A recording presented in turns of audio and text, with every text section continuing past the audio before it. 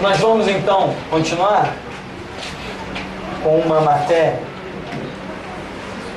sobre os números e os significados. Eu sei que vocês já sabem,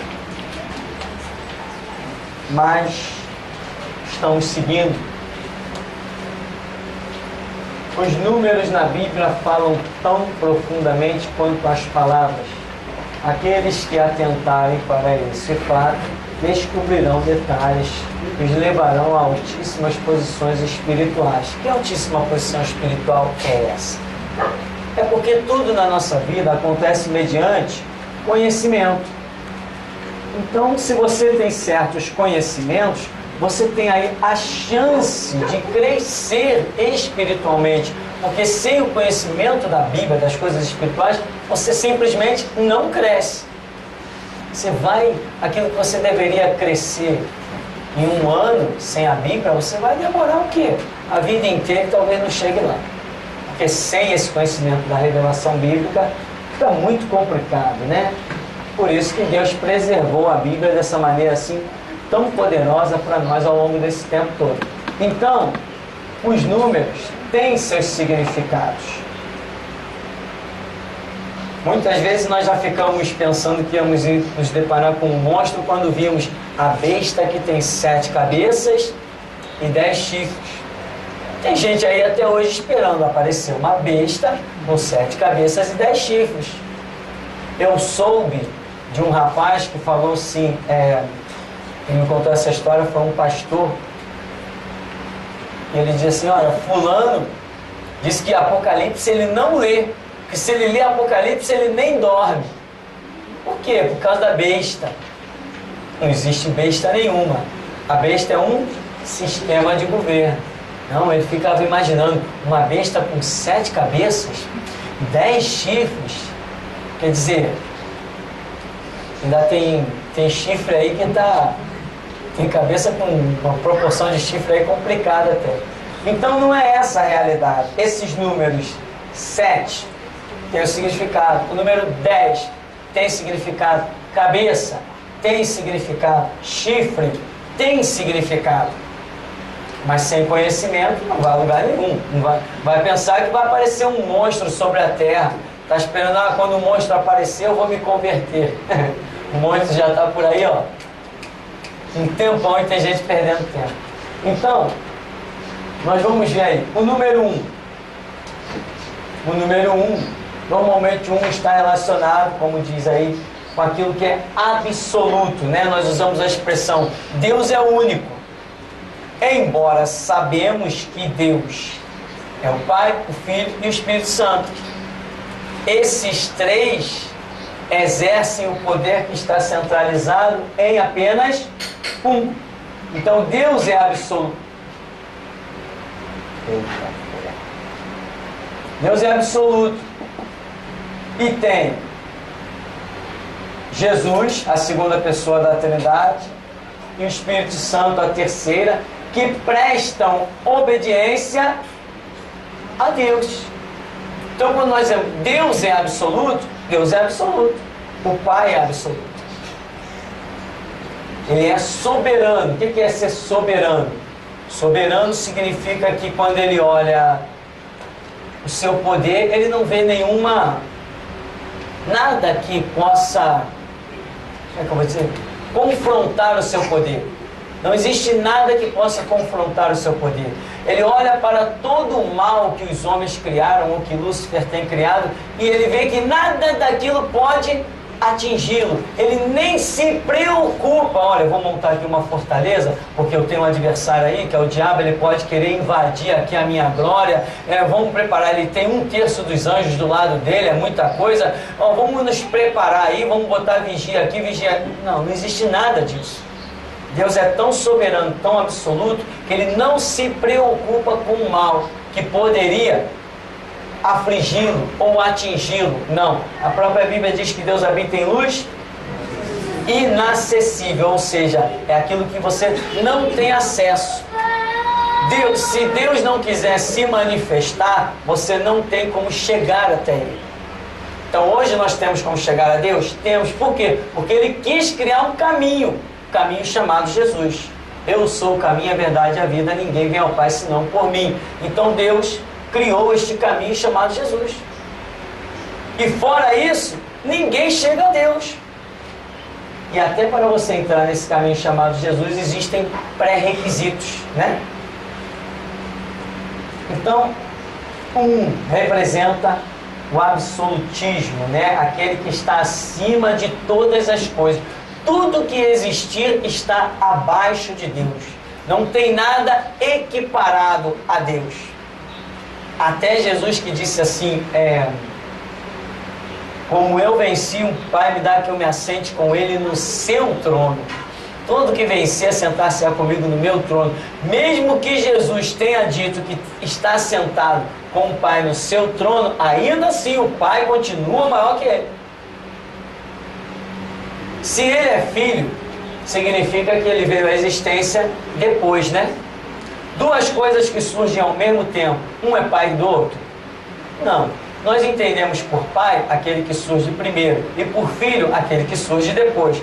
Filho é aquele que é descendência de um outro ser. Não é isso que nós entendemos? Então nós entendemos também que o Deus Pai absoluto já foi único. Depois Ele criou, ou melhor, Ele gerou o seu Filho e gerou o Espírito, o que nós chamamos de Espírito Santo, que é um mistério para muitos, para mim também. Mas é uma pessoa. O Espírito Santo é uma pessoa. Porque a Bíblia coloca o Espírito Santo como alguém que tenha uma espécie de sentimento, né? Se ouvires hoje a voz do Espírito, não endureçais os vossos corações. Não entristeçais o Espírito Santo. Olha, o Espírito Santo tem ciúme de vocês. Então a Bíblia atribui qualificações ao Espírito Santo que nos faz entender que Ele é a terceira pessoa da Trindade, né? Jesus, a Bíblia diz, veio para os que eram seus e os seus não o receberam. Então quer dizer, Ele se manifesta para alguém o rejeita, então está colocando atributos nele, né, de querer se manifestar a alguém e também poder ser rejeitado, são atributos de um ser. Então nós nos deparamos com essa situação. Porém, Deus, o Pai, é absoluto, e Jesus falou, o Pai é maior que eu. Agora, quando Jesus diz que está sentado no trono do Pai, né? Lá em Apocalipse, como eu venci, o Pai me dá que eu me assente com Ele no seu trono. Isso é complemento da palavra quando Ele ressuscitou. Quando Ele ressuscitou, o que Ele disse? Todo poder me é dado nos céus e na terra. Esse todo poder me é dado não significa que o Pai pegou o poder todo, toma aí, é teu, agora não tem mais poder. Não é isso. Esse todo poder não é ter o poder, mas é ter a permissão do Pai, a autoridade dada pelo Pai para exercer o que bem quiser. Isso que significa ali, todo poder me é dado nos céus e na terra, né? Então, quer dizer, o diabo tem poder? O poder que ele tem não se compara. Jesus faz e desfaz o que ele bem quiser. Ele abre porta, ele fecha a porta, ele cria a porta onde não há porta. Ele infringe em qualquer situação, em qualquer circunstância.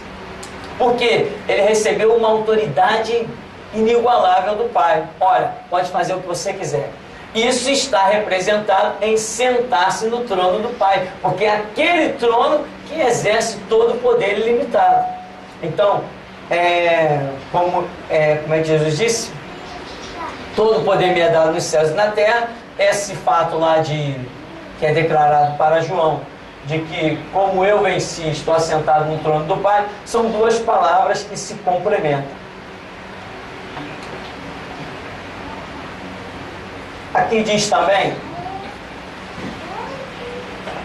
representa o absoluto, ou seja, nada que Deus organize virá com duas lideranças, jamais. Pois aonde houver mais de uma cabeça, nisto estará predito também uma divisão. Aprendamos esta lição poderosa, né? Tudo o que Deus cria, Ele cria uma única cabeça, ou seja, uma única central de decisão. Não tem jeito, né? Nós vemos que o casamento, ali nós temos mais de uma pessoa. A Bíblia é muito clara quando criou, diz que a mulher seria uma adjutora, uma auxiliadora, né? Depois diz, olha, o teu desejo será para o teu marido e ele te dominará. Isso aqui é o princípio de Deus. Tudo que Ele cria, e mesmo a nível de organização, sempre, meu irmão, não tente pensar diferente, não dá certo. Não dá certo. Sempre haverá uma única cabeça. Dessa única cabeça vão ser distribuídas as ideias. Se não for assim, né, você já viu aquilo? Não, eu e meu marido, nós vamos tomar a decisão juntos. Que Deus te abençoe e tenha misericórdia. Não dá certo, irmão, eu sei que não dá certo. Não dá certo. Esse papo de vou tomar a decisão juntos, não dá. Tem aquele provérbio popular que diz assim, cada cabeça é uma sentença. Pode acreditar que é. Não dá certo. Então, nessa instituição casamento, nós vemos isso. Por exemplo, na igreja. Na igreja, nós vemos o sacerdócio. O sacerdócio é único. É único. Pode até, por exemplo, no Antigo Testamento, Anás e Caifás eram sumos sacerdotes, tá? Mas com certeza um tinha a palavra, o outro auxiliava. Mas aí Israel veio e montou um tal de Sinédrio.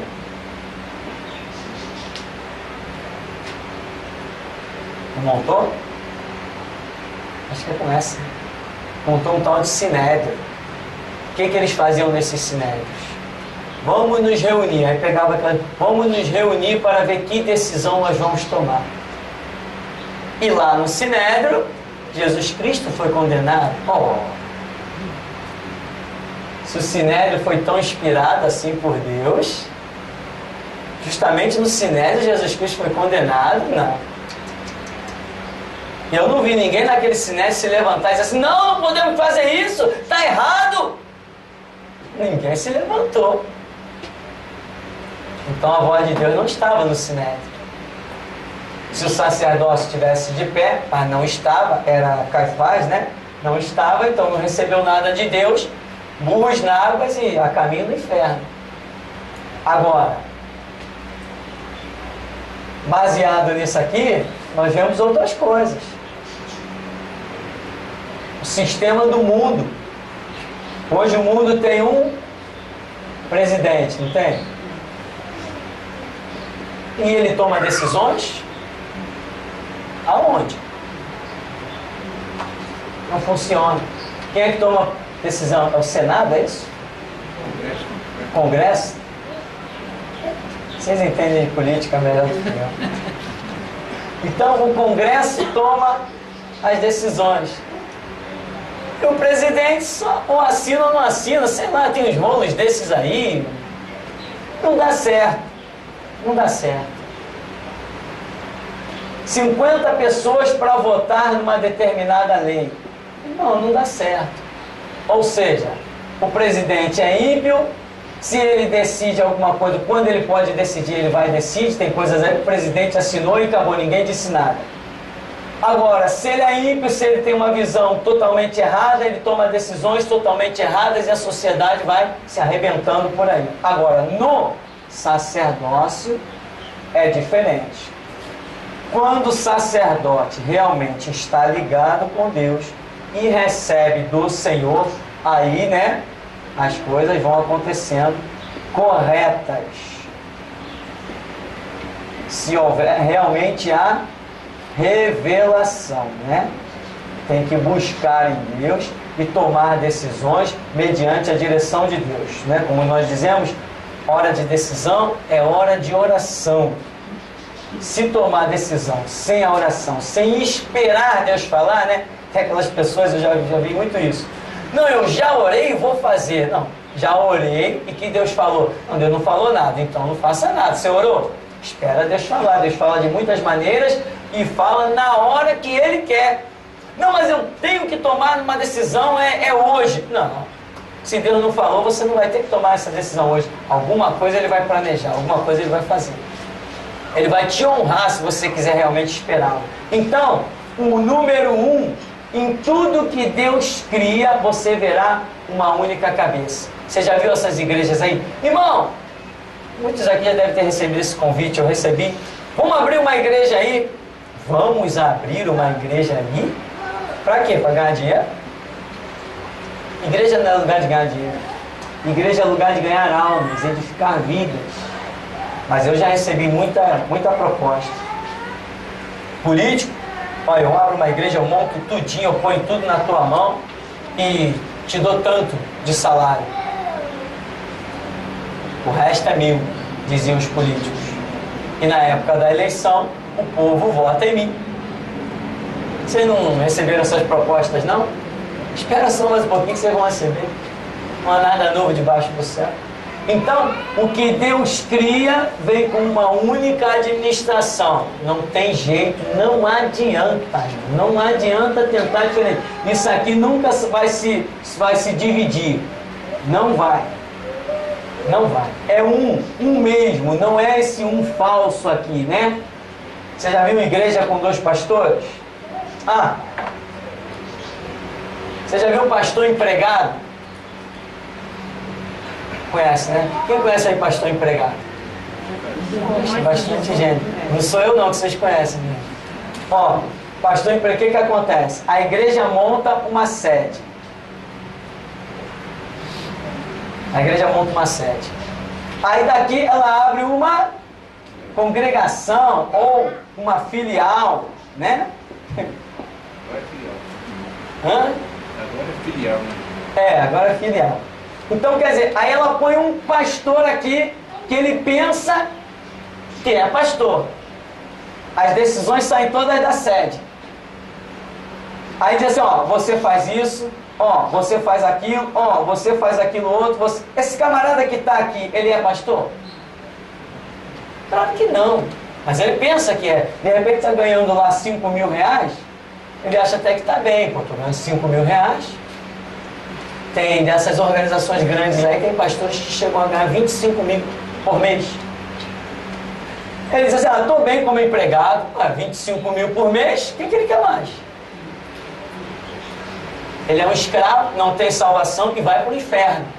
E além de estar matando outros, mas ele não está nem aí, ele está vivendo bem. Então, um pastor de uma congregação ou de uma filial, mas que ele não pode fazer nada, ele depende de tudo do que um camarada diz lá na frente, então ele não é, na verdade, pastor.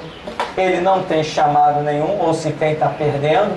Ele não pode, ele está aqui condicionado ao que uma sede tem a dizer para ele. Isso aí, meu irmão, não tem nada de Deus nesse negócio.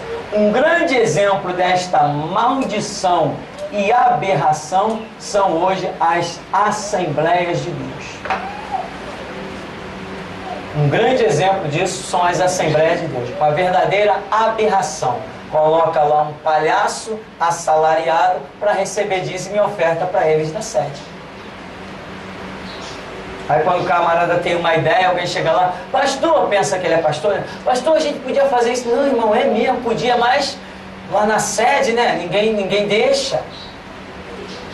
Aqui em cima tem uma Assembleia de Deus. Eu estive lá conversando com o pastor.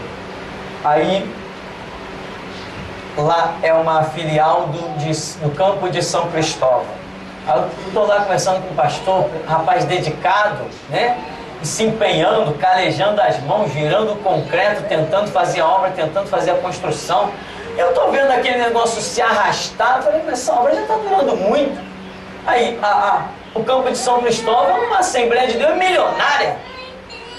Cultozinhos que dá 50 mil reais de oferta. E eu estou vendo lá um pastor, coitado, se desgraçando da vida, arrebentando as mãos, sacrificando a família, sacrificando todo mundo. Falei, irmão, por que essa obra está demorando tanto? Não, irmão, lá na sede já disseram, olha, aqui tem que mandar o mínimo de X para lá. Se não mandar o X de ofertas para lá, eles vão fechar aqui. Então, além do camarada ser um escravo, são escravos. Tem que bater meta, ser um vendedor, né? Um vendedor de homens, não é nem vendedor de Jesus. Um vendedor para homens, fazendo leilão dentro de igreja para recolher oferta. Ele ainda corria o risco de ficar sem o emprego dele. Ó, vão fechar. Eu falei, se fechar, o que você vai fazer? Eu tenho que viver minha vida, dar meu jeito. O camarada tinha esposa, tinha 2 filhos e estava correndo o risco da igreja fechar se ele não mandasse X de ofertas para a matriz. Ainda tinha que fazer a obra, colocar laje, levantar pilastra, levantar um monte de coisa, tinha ainda que fazer a obra. De onde vai vir dinheiro? Não tinha condição. Aí vem outro detalhe. O camarada vira o quê? Quem sabe? Ele vira um ladrão. Ele vira um ladrão. Um abismo vai chamar outro abismo. Uma cova vai chamar outra cova. Por quê? Ele tem uma meta para bater. Ele tem uma obra para fazer. Aí ele vê a oferta e o dízimo entrar na igreja.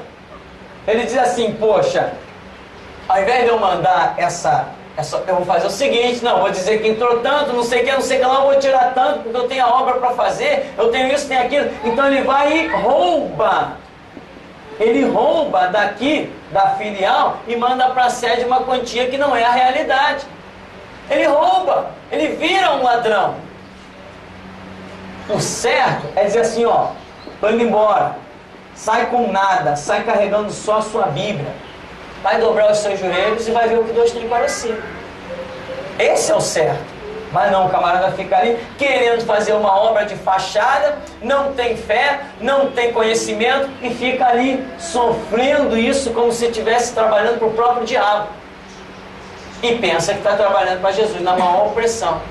O certo, meu irmão, é fazer como eu fiz. Largar tudo. Deus tem um chamado na minha vida, ó, tchau. Não, mas você é um pastor, eu não quero ser um pastor. Não, mas aqui você é reconhecido, eu não sou reconhecido, não quero ser reconhecido. Estou indo embora fazer o que meu Jesus me mandou.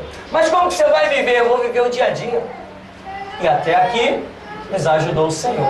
Então, se o camarada está numa filial, pensa que é pastor, mas ele está recebendo ordem de homens, ele não é pastor nenhum.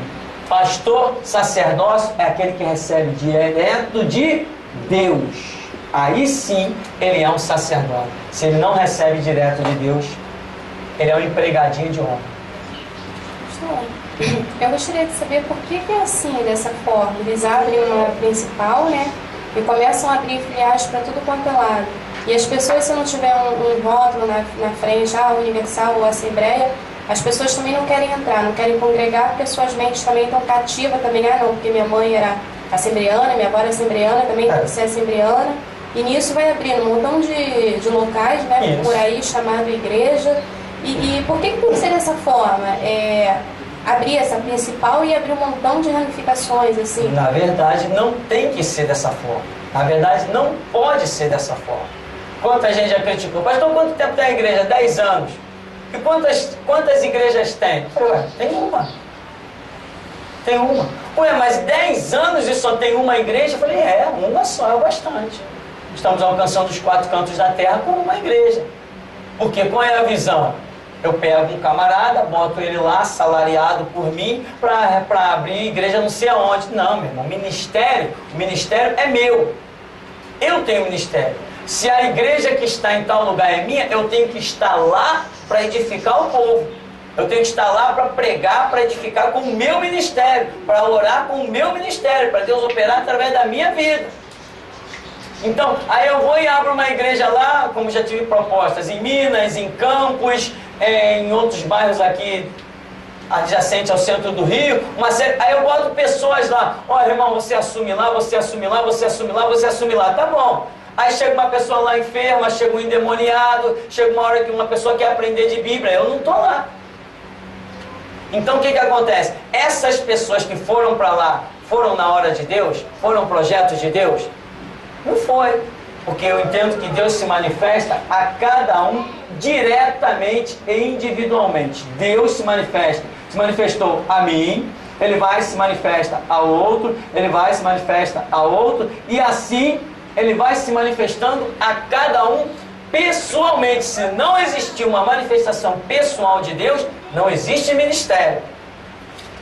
Se eu chegar para alguém, poxa irmão, assuma um trabalho lá. Se é um projeto de Deus, Deus já falou com aquela pessoa. Se não tiver falado com aquela pessoa, não tem projeto de Deus nisso. Porque cada passo que Deus quer dar, Ele vai se manifestando a cada um individualmente. Mas as pessoas fazem o quê? Quanto mais igreja, mais dinheiro. Irmão, quanto mais igreja, mais dinheiro. Eu conheci um grupo de mercenários, eles abriram uma igreja bem aqui embaixo, bem pertinho aqui embaixo. Só que eles abriram a igreja aqui e eu já conhecia a matriz deles. Eu fui na matriz deles. A matriz, né? A sede. Quando eu cheguei lá na matriz, eu ia passando na porta e falei, vou fazer uma visita aí nessa igreja. Aí entrei. A matriz da igreja, ela tinha 3 pessoas. Era o pastor, a esposa e o irmão da esposa, o cunhado do pastor. A igreja tinha 3 pessoas. Qual o problema? Nenhum problema, porque Jesus, quando nasceu no mundo, foi Ele só e hoje está em milhões aí. Não é esse o problema. A questão é que esses estúpidos, depois que estavam há um mês num local, lá na Rua da América, esse grupinho veio e fundou uma outra igreja aqui, pertinho aqui embaixo. Não sei como chama aquela rua ali, Carmo Neto, uma coisa assim. Então você pode imaginar uma coisa dessa? Uma igreja com 3 membros nessas condições, e o camarada foi e abriu uma outra igreja. Falei, e aí irmão, abrimos um trabalho lá? Eu falei, abriu o trabalho? Eu falei, estou diante de um estúpido mercenário. Como? Se o camarada tem um lugar com 3 membros contando com ele, como que ele ainda quer abrir outra igreja? Isso aí é fruto de um mercenarismo terrível, barato. Aí, resultado, abriu. Aí, e hoje? Fechou tudo. Graças a Deus, né? Fechou tudo. Não tem mais nenhuma, sei lá que rumo eles tomaram, para onde foram. Por quê? É o tal de sai abrindo igreja. E onde está Deus? Não está, porque Deus quer uma cabeça soberana. Aí o cara foi, pegou o cunhado dele, que tinha se convertido há 3 meses, botou lá na frente de uma igreja. Se estiver dando dízimo e oferta, tá bom, a obra está ótima. Pô, obra para eles é isso, está dando dinheiro? Beleza. Isso é obra para muita gente. Né? Como já me perguntaram, uma vez quando eu estava na Praça da Bandeira. Como é que está a obra lá? Eu falei, tá legal a obra. Está chegando gente da rua, estamos lá ensinando a palavra. Não, como é que está a obra de dízimo e oferta? Foi o que me perguntaram. Ué, como é que vai a obra de dízimo e oferta? Isso não tem nada a ver com a obra, meu irmão. A obra é o que nós estamos fazendo. Telefonemas da Alemanha, telefonemas da Itália, telefonemas do Japão, as pessoas impactadas. Imagina uma pessoa ouvir uma mensagem e não conseguir se conter, pegar no telefone lá da Alemanha e ligar. De tão impactante que foi a mensagem para ela. Isso é a obra. Mas essa pessoa da Alemanha não mandou nem um centavo para a gente. E quem quer um centavo? O que nós queremos é ver vidas edificadas. Essa mesma pessoa mandou um e-mail. Pastor, depois que eu descobri o site, a minha vida mudou completamente. Tinha não sei quantos anos de evangélica, mas agora eu encontrei nesse site todas as respostas que eu precisava. Que Deus abençoe a todos, abençoe a sua igreja, abençoe o seu ministério. Isto é a obra. A obra é isso. As pessoas encontrarem resposta. Isto é a obra. A obra não é dinheiro. Obra não é dinheiro. Graças a Deus, diga-se de passagem, somos uma igreja no alto de um morro, E aqui ninguém nunca chorou miséria. Vai ver as igrejas em volta aí. Vai ver as igrejas em volta aí. Todo mundo chorando miséria, que não tem dinheiro para isso, que não tem dinheiro para aquilo e para aquilo outro. Nós estamos aí realizando uma obra para chegar perto de uns 35 mil. Né? Do alto do morro. Não temos ônibus passando na porta, não tem ônibus próprio da igreja para buscar ninguém. Os irmãos vêm aí gastando passagem de ônibus, suando a camisa para chegar no alto desse morro. Ué, isto é a obra. A obra para mim é isso. Então, ministério levantado por Deus tem uma única cabeça. Né? Eu conheço um ministério, não é ministério, é uma birosca chamada igreja. Lá na Pavuna, por exemplo, a mulher é profeta. Era, não é mais. Ela foi profeta. Já perdeu o ministério profético. Aí o que fez? Como não podia na época assumir como pastora, porque o ministério onde ela estava, ela não aceitava pastora, empurrou o marido dela, o coitado, pobre coitado, empurrou o marido dela para dentro de um seminário. Ele fez um seminário, pegou um canudo de seminário, aí virou pastor. Quando virou pastor, a igreja está nominalmente no nome dele, a igreja está no nome dele, mas a mulher dele é que dá ordem para tudo. Ela faz e desfaz lá. Ela que diz se ele vai pregar, se ele não vai pregar. Ela diz tudo, ela diz tudo. Ela dirige a igreja. E ele, acreditando que ela ainda é profeta, deixa ela fazer tudo, tudo, tudo. Aqui não tem um ministério. Não existe direção de Deus. Então essas são as muitas situações que nós nos encontramos, aonde vemos que o número 1 não está presente, revelando a direção de Deus. Se existe Deus num negócio, então existe ali uma cabeça soberana levantada por Deus.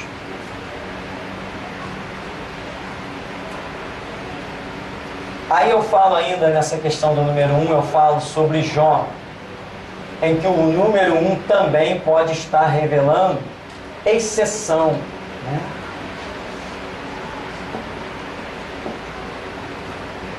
Ou seja, uma coisa que aconteceu e que não vai repetir-se mais. Deus usou uma situação para deixar lições, né? Não é, veja bem, não é a exceção, irmão, não é uma exceção tipo que agora Deus permitiu que aquilo acontecesse contrário, né? Vamos dizer, contrário à sua palavra. Não, não existe exceção que contraria a palavra de Deus. Aí que nós temos que ser profundos, muita calma, orar, pesquisar e esperar a revelação. Por exemplo, no livro de Jó, nós vemos Deus falar assim: viste tu, meu servo Jó, homem íntegro, reto, temente a Deus e desviando-se do mal. Qualidades.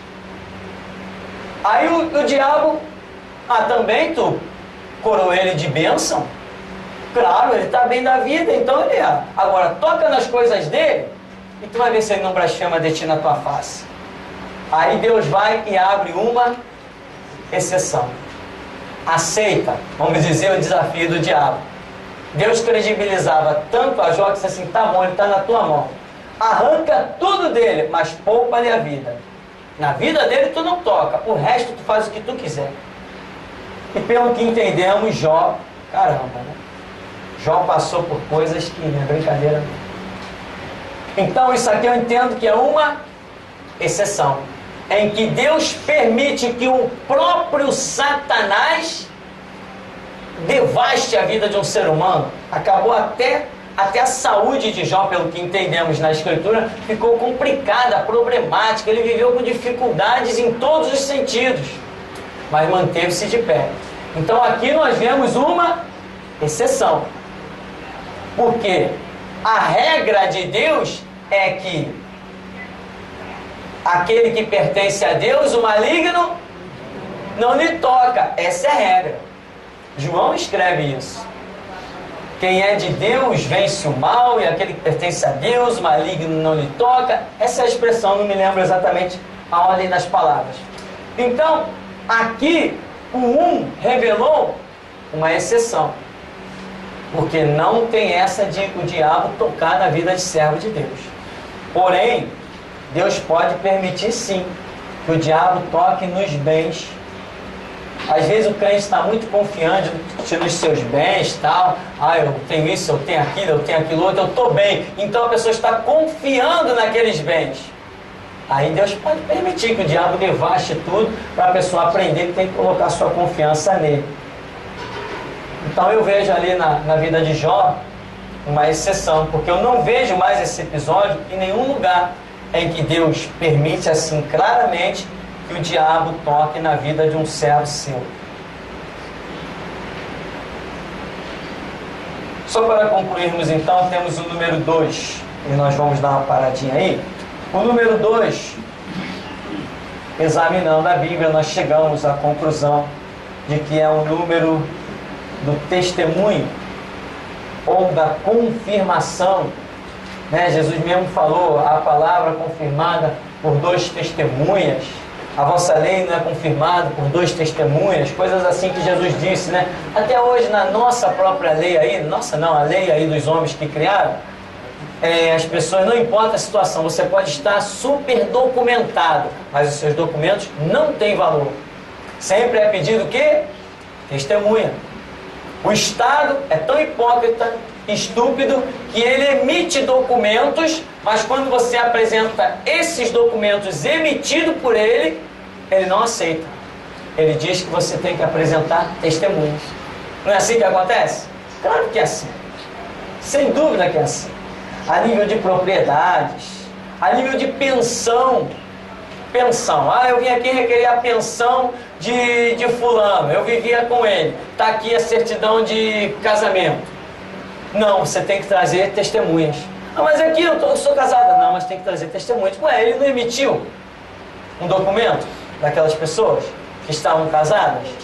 E agora que a pessoa apresenta o documento, ele pede testemunhas. É assim que o Estado funciona.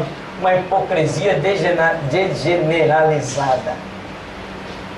Então o 2 na Bíblia, ele é apoio, confirmação, testemunho. Jesus enviou os seus discípulos de 2 em 2, isso aí está demonstrando. E todas as legislações sempre solicitaram 2 testemunhas, nós temos exemplos aí da Escritura. Também o 2 representa uma situação confirmada por Deus, na qual ele tem pressa em realizar. E aí temos na referência os sonhos de José, por exemplo, né? Os sonhos de José teve sonho, também Faraó teve sonho. José teve 2 sonhos, não foi isso? Foi dos feixes de trigo e das estrelas, né? Foi isso? Das estrelas? Foi. E Faraó teve o sonho, em que ele via 2 situações, ele via as vacas e ele via as espigas. Aí José, quando vai dar a interpretação do sonho de Faraó, ele diz assim, os sonhos de Faraó são um só. Mas Deus mostra ali 2 situações, ou seja, estava revelando, inclusive José diz isso, Deus tem pressa, Faraó, de realizar isso. Se prepara aí rápido, porque Deus tem pressa. Ou seja, é uma palavra confirmada. Isso aqui é um sinal poderoso para quem quer andar na verdade, tá? É uma palavra confirmada e é algo que muitas vezes vai revelar até a pressa de Deus. Por que eu digo que isso aqui é algo poderoso? Porque você não tem que se desesperar, meu irmão. Se você acha que Deus te deu uma direção, se você acha que Deus está falando contigo, Deus falou contigo uma vez, pode esperar, Ele vai falar a segunda vez. Irmão, pode esperar, Ele confirma. Agora, se Ele se manifestar para você diretamente, a divindade diretamente para você, falando boca a boca, isso aí não vai precisar de confirmação. Mas se Ele te deu sonho, se Ele te deu visão, se Ele usou para falar contigo um profeta, ou usou o sonho de outro irmão, um irmão, uma irmã, Se ele usou coisas, entendeu? Que ele não tratou assim diretamente contigo, você pode esperar que ele vem de novo. Ele vai confirmar aquilo que ele falou com você. O 2 é essa revelação da confirmação e nos ajuda a não ficar preocupado, tipo assim, poxa, Deus falou comigo, será que Deus falou? Eu tenho que fazer? Ou será que se eu fazer eu vou me precipitar? E se eu não fizer, será que eu estou deixando o tempo de Deus passar? Essa preocupação não precisa existir, porque a revelação virá com clareza, confirmando e te mostrando aquele propósito do Senhor. Então, você não tem motivo de dizer, eu não fiz na hora de Deus, ou a hora de Deus passou, ou eu me precipitei. Não existe isso. Quando, antes de fundarmos a geração Jesus Cristo aqui neste lugar, Deus veio falando ao meu espírito, falando ao meu espírito, falando ao meu espírito. Eu comecei a sentir aquelas coisas sobrenaturais, comecei a ouvir a voz de Deus, comecei a perceber coisas, ter visão, pensamentos que viajavam assim. Eu falei, caramba, como é que eu pensei nesse negócio? Eu não estava pensando em nada disso, de repente entra aquela coisa. Então Deus vai tratando. E chegou uma hora que parecia que a qualquer momento uma voz ia sair de dentro de mim. Eu fiquei realmente nessa expectativa. Eu sentia algo dentro do meu espírito. Eu sentia um sinal dentro do meu espírito, como se alguém estivesse aqui dentro de mim, prestes a falar alguma coisa. E eu ficava o tempo todo, o meu dia a dia, durante um bom tempo da minha vida, foi esperando essa voz sair. Era um sinal que eu tinha aqui dentro, como alguma coisa viva se mexendo aqui dentro de mim, prestes a falar. E eu sabia que aquela voz, quando ela falasse, ela ia me levar a fundar uma igreja. Mas eu tinha que esperar aquela voz falar. E um belo dia, fui numa igreja, numa dessas igrejas boas, de fundo de quintal. Igreja boa é essa mesmo, templo faraônico. É um caso sério. Às vezes as pessoas, não sabem se comportar como nas origens. Não, olha o tamanho do templo. Isso aí é ilusão. Então, eu fui numa igrejinha de fundo de quintal, e um profeta, que inclusive eu já conhecia muito bem, simplesmente vira para mim e diz assim, Deus está dizendo o seguinte, vai para a tua casa e funda a minha igreja. Aí aquela voz explodiu. Pá, é agora. Acabou. Foi isso. A voz confirmou o que o profeta disse. E aquilo já vinha fervendo dentro de mim. E tem mais, naquele ano eu estava esperando. Eu já tinha um sinal de Deus, que naquele ano Ele ia falar comigo. Ia direcionar. Veja bem, eu não sabia necessariamente que Deus ia me levar a fundar a igreja da maneira como as coisas aconteceram. Mas eu sabia que Deus ia direcionar a minha vida ministerialmente. Eu sabia, eu estava esperando o que aquela voz ia traduzir. Quando o profeta falou e a voz confirmou, eu falei assim, poxa, então Deus tem um plano, que é fundar uma igreja. E eu não queria. O que eu queria era viajar pelo mundo. Sair pregando, fundando igreja e deixando gente lá, capacitando obreiros para assumir. Era isso que eu queria. Eu queria viver viajando, fundando igreja, passando pelas nações. E Deus me mandou parar no ministério, coisa que eu não gostaria. Ficar na frente das pessoas, falando, etc. Isso aí estava fora dos meus projetos. Ainda estão. Mas obedecer é melhor do que sacrificar. Então, aí quando vai fundar a minha igreja e a voz explodiu, depois daquele sinal, ele sumiu de dentro de mim. Aquela voz explodiu, eu falei, então vou nessa. Deus falou comigo numa quinta-feira. Na terça-feira, eu estava exatamente nesse chãozinho aqui, começando as orações. E hoje estão vocês todos aí para me ouvir. Então, meu irmão, Deus fala e confirma o que fala. Não tem por que se precipitar. E olha que eu vi muita gente se precipitar. Eu esperei no banco só há pouco tempo. Eu fiquei no banquinho só isso aqui. Não é 1 mais 3 não, tá, irmão? É 1 dezena e 3 unidades. Eu fiquei no banco isso aqui. 13 anos de banco. Mas, irmão, eu vi tanta gente passar à minha frente. Com tanto orgulho. Olha, eu tenho um trabalho aí, eu vou abrir um ministério internacional. Tem várias conjuntas. Aí o outro vinha me trazer a proposta.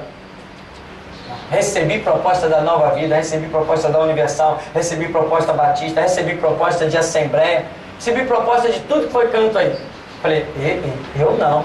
Não, mas você pode, rapaz, você prega que é uma bênção, você entende de Bíblia. Eu falei, vou ficar quietinho com a minha Bíblia e meu entendimento, sentadinho no banco. O dia que Jesus falar comigo, eu vou para onde ele me mandar, mas enquanto ele não falar, eu não arredo o pé. O banco é meu e eu não abro mão, o meu lugar ninguém toma no banco. Outros, uns foram para a Barra, outros foram para o Espírito Santo, não aquele lá de cima, o Espírito Santo aqui da terra, né? Outros foram para Minas. Um disse que ia para os Estados Unidos, até hoje está por aí dirigindo o carrinho dele aí mesmo no centro da cidade. Não foi para Estados Unidos nenhum, a não ser se foi ali para aquela rua chamada Estados Unidos ali no centro. Então, não adianta pressa, porque a sua pressa não vai fazer o seu ministério vir à existência. O seu ministério virá à existência com dia e hora marcado. E eu, quando orava, eu dizia assim, Deus, eu quero ouvir do Senhor essa palavra já. O dia que o Senhor me disser que esta é a palavra, o dia que o Senhor me disser essa palavra aqui, vai ser o meu segredo com o Senhor. Se o Senhor me disser essa palavra, eu saberei que eu não estou errando. Não estou querendo ser alguma coisa, querendo aparecer, eu saberei que estou no centro da tua vontade. Esse é o meu segredo com o Senhor, é já. Eu guardei isso, nunca mais toquei no assunto. Um belo dia, começamos a oração ali dentro daquela casa ali. E começamos um dia na oração, quando Deus mandou, começamos a oração. No segundo dia da oração, tinha um profeta que se levantou e falou assim, olha, essa é a hora. Eu vejo um relógio na tua frente. Esse relógio, ele vai girando, ele tem pressa. E Deus manda te dizer o seguinte, é já. Eu falei, agora sim. Agora eu estou tranquilo. Agora o diabo que se cuide. Porque eu fiz o primeiro dia da reunião, acreditando na voz, acreditando no profeta, mas o sinal que eu tinha pedido. Porque senão eu faria a reunião, mas eu ia parar ela. Eu ia parar. O sinal para mim era importante. Deus me ouviu, eu cria que ele tinha me ouvido, mas Deus, para não me deixar com nenhuma dúvida, veio e ainda disse assim, Deus manda te dizer, é já. Quando ele falou é já, irmão, aí eu desmontei. Eu falei, agora vamos nessa. Porque só 2 pessoas sabiam daquilo, ou melhor, 4, né? Eu, Jesus, o Pai e o Espírito Santo. Só nós 4 sabíamos que eu tinha dito, Deus, e eu em pensamento falei, Senhor, em pensamento, nem abri a boca, eu não abri. Quando o Senhor me disser essa palavra, já eu saberei que dali para frente é para mandar vir. E assim aconteceu. Então, meu irmão, Deus confirmou o quê? Sei lá quantas vezes Deus confirmou, mas a palavra nos mostra que pelo menos 2 vezes Deus confirma o que Ele quer realizar. Amém? Não adianta pressa, você não fará o seu ministério acontecer. Quando Deus olhou para você sendo concebido lá na madre, lá no ventre da sua mãe, Ele olhou e projetou que dali a tantos tempos você teria um ministério. Não adianta você querer no meio do caminho fazer o seu ministério acontecer. Não vai fazer acontecer em ponto final. Se fizer antes, não vai sobreviver. Todos os que foram antes de mim, eu posso te levar até eles. Um atrás de um balcão, o outro atrás de um volante, mas dirigiram igreja. O outro numa plataforma da Petrobras, mas dirigiram igreja. E eu estou aqui há 10 anos. Nada é mais precioso do que a obediência. Então arranca do coração essa história de querer ser alguma coisa. Queira apenas ser servo, tenha essa ambição. Jesus, me dá uma vassourinha para me varrer. Me dá uma franelinha para mim tirar um pó. Jesus, me deixa fazer alguma coisa e vai batendo. Enquanto ele não te achar digno de usar a franela, fica na tua, vai no banco. O banco é teu. O banco sempre tem espaço. E quando ele te tira do banco, aonde ele te põe, nem delegado, nem o inferno te tira. Mas tem que ser posto por ele. Por ele. Se você é posto por Ele, nada te arranca. Amém? Ficamos por aqui no número 2? Então vamos ficar por aqui, em nome de Jesus. Vamos agradecer ao Senhor, digno de honra, glória, louvor e adoração. Ó Deus Todo-Poderoso, nós te glorificamos nesta manhã, Senhor. Reconhecemos a tua bênção é que enriquece e não acrescenta dores. As tuas bênçãos, ó Deus, são mais do que o que se pode contar. Os céus manifestam a tua glória e o firmamento já anuncia a obra das suas mãos, ó Deus. E isto é mais do que o que alguém pudesse contar. Mas inclui-nos, ó Deus, neste teu projeto de glorificação do teu santo nome. Não que sejamos dignos, mas lembra das tuas misericórdias e do derramamento do sangue do teu Filho. Sustenta-nos, ó Deus, mantém-nos de pé para que o teu nome seja glorificado. Dá-nos graça. Deixa dia a dia passar a tua unção de cura em nosso meio, a tua unção de libertação, a tua unção de graça, de entendimento, ó Deus, de compreensão. Capacita-nos, ó Deus, a descermos as águas profundas do teu Espírito. Encher-nos, ó Deus, do teu Espírito, para que os nossos lábios proclamem a grandeza de Deus. Que o tocar das nossas mãos, ó Deus, transmita a virtude do alto. Que o pisar dos nossos pés marque a terra com a tua graça, unção, autoridade e poder, Deus. Senhor, enche-nos e faz-nos transbordar, para que a armação dos nossos inimigos se torne em laço nos seus pescoços, ó Deus. E que o teu nome seja glorificado. Mostra-nos as barreiras a serem derrubadas, Deus. Mostra-nos, ó Deus, as estradas a serem trilhadas, Senhor. Mostra-nos as almas a serem edificadas, resgatadas e restauradas. Mostra-nos as obras do diabo a serem desfeitas, Deus. Para que o teu nome santo, eterno, seja glorificado. Dá-nos graça, Deus, pois sem ti nada queremos e sabemos que nada podemos fazer. Assim glorificado seja o teu nome, em nome de Jesus. Amém. Amém, irmãos. Vamos em paz em nome de Jesus.